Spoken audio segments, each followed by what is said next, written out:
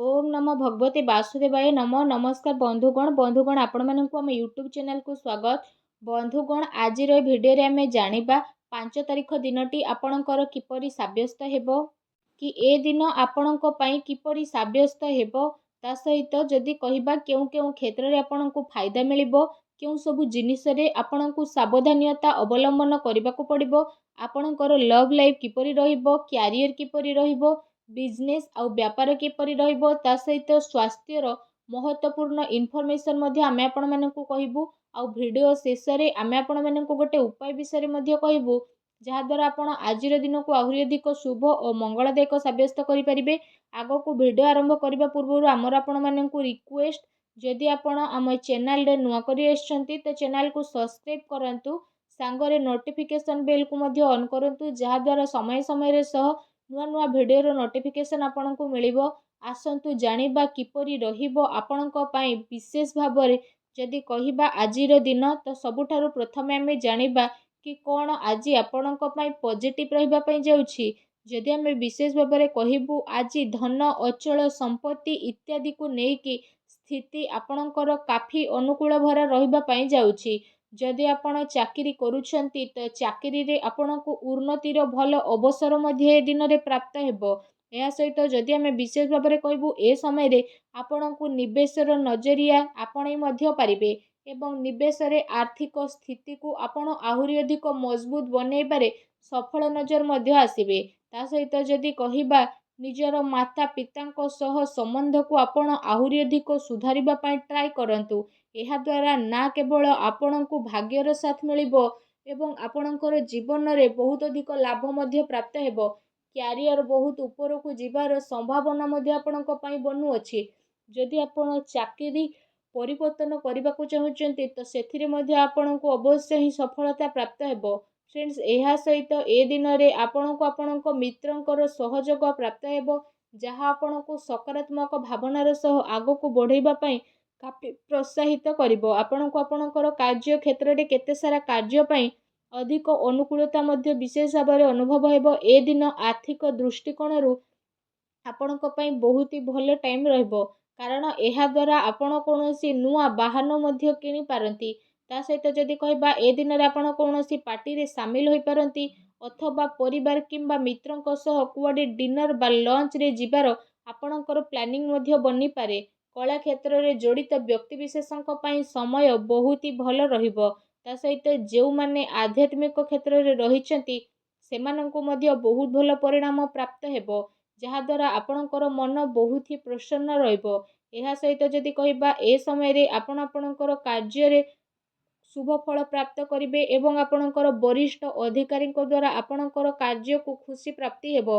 आपणक career रे लाभ मिलिबो एवं जदि आपण मनरु परिश्रम करूछंती तो सफलता पाइबा पई एवं पदोन्नति पई आपणको केही भी अटकेई पारिबे नाही। आसंतु जानिबा आपणक पई कोन नेगेटिव रहइबो। जदि कहिबा ए समय रे कोनोसी लोकंकर निज ससुर घर पक्ष लोकंक ठारे झगड़ा मध्ये होई पारे अथवा आपणकर जीवन साथींक द्वारा निज घरे पक्ष नेबा द्वारा आपण दुई जनक भितरे मनांतर मतांतर स्थिति आसी पारे। सेथि पई आपण क्रोध उपरे नियंत्रण एवं बाणी रे संयमता रक्षा करंतु, अन्यथा विवाद रे पड़ी पारंती, तेणु टिके सावधान रहंतु। ए कथार आपनको अवश्य ध्यान रखिबार अछि कि अत्यधिक आत्मविश्वास रे पड़ी कि कौनसी भी भूल निर्णय आपण आदु नियंतु नाही एवं निजर अधीनस्थ कर्मचारी को कौनसी प्रकारर कष्ट आपण दियंतु नाही, अन्यथा स्थिति आपणकर विपरीत मध्य होई पारे। हेतिपई आपण रेडी होई जांतु एवं संभावना को सतरे बदलैबा पई आपण चेष्टा मध्य करंतु, कारण एबेर टाइम आपणक पई परिश्रम करिबार समय अटे। सेथिपई आपण निहाती भाबरे परिश्रम करंतु, निज दायित्वर मूल को बुझिबा पई आपण ट्राई मध्य करंतु। ता सहित एथिपई आपणको आपणक परिवारर कौनसी अनुभवी व्यक्तिंकर परामर्श नेबार विशेष भाबरे आवश्यकता रहिछि।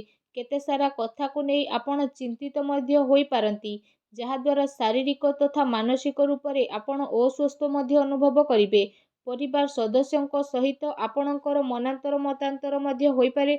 सकारात्मक भावना एवं आत्मविश्वास आपणक कार्य रे आपणको सफलता प्रदान करिवो। ତା ସହିତ ଆପଣଙ୍କ ପାଇଁ ଏ ଦିନରେ ଆବଶ୍ୟକ ରହିବ କି ଆପଣ କୌଣସି ବି ନିର୍ଣ୍ଣୟକୁ ନେବା ପୂର୍ବରୁ ନିଜର ପୁରା ଟାଇମ୍ ନିଅନ୍ତୁ ଆଉ ଭାବି ଚିନ୍ତିକି ସମସ୍ୟାର ଉତ୍ତର ବାହାର କରନ୍ତୁ। ଆଉ ସମସ୍ୟାର ଉତ୍ତର ବାହାର କରିବା ପାଇଁ ପର୍ଯ୍ୟାପ୍ତ ସଂଶୋଧନକୁ ଆପଣ ବାହାର କରନ୍ତୁ। ପାରିବାରିକ ଜୀବନରେ ବୁଦ୍ଧି ମଧ୍ୟ ହେବ। ତା ସହିତ ଯଦି କହିବା, ଯଦି ଆପଣ ସମସ୍ତଙ୍କୁ ସାଙ୍ଗରେ ନେଇକି ହିଁ ଚାଲିବେ ତ ସମସ୍ୟା ଆପଣଙ୍କର ଧୀରେ ଧୀରେ କାବୁରେ ମଧ୍ୟ ଆସିଯିବ। ଆସନ୍ତୁ ଜାଣିବା ଏ ଦିନରେ ଆପଣଙ୍କର ଲଭ୍ ଲାଇଫ୍ କିପରି ରହିବ।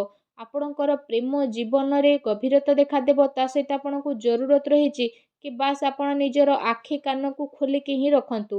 ଯେଉଁମାନେ ଅବିବାହିତ ଅଟନ୍ତି ସେମାନେ ପ୍ରେମ ବିବାହ ପାଇଁ ବହୁତ ଭଲ ଯୋଗ ବନୁଛି।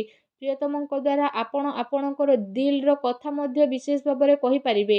ତା ସହିତ ପ୍ରେମ ସମ୍ବନ୍ଧ ଆପଣଙ୍କର ବହୁତ ଭଲ ରହିବ। ମନର ଅନୁକୂଳରେ ପ୍ରେମୀ ପ୍ରେମିକା ମିଶିବାର ବିଶେଷ ଭାବରେ ସମ୍ଭାବନା ବନୁଛି। ଯଦି ଆପଣ କାହାକୁ ପ୍ରେମ କରୁଛନ୍ତି ତ ତାହା ଦ୍ୱାରା ନିଜ ମନର କଥା ମଧ୍ୟ ଆପଣ ବିଶେଷ ଭାବରେ ସେୟାର କରିପାରିବେ। ପ୍ରେମ ସମ୍ବନ୍ଧକୁ ନେଇକି ଆପଣଙ୍କ ଭିତରେ ବିଶେଷ ଭାବରେ ଉତ୍ସାହ ମଧ୍ୟ ଦେଖିବାକୁ ମିଳିବ।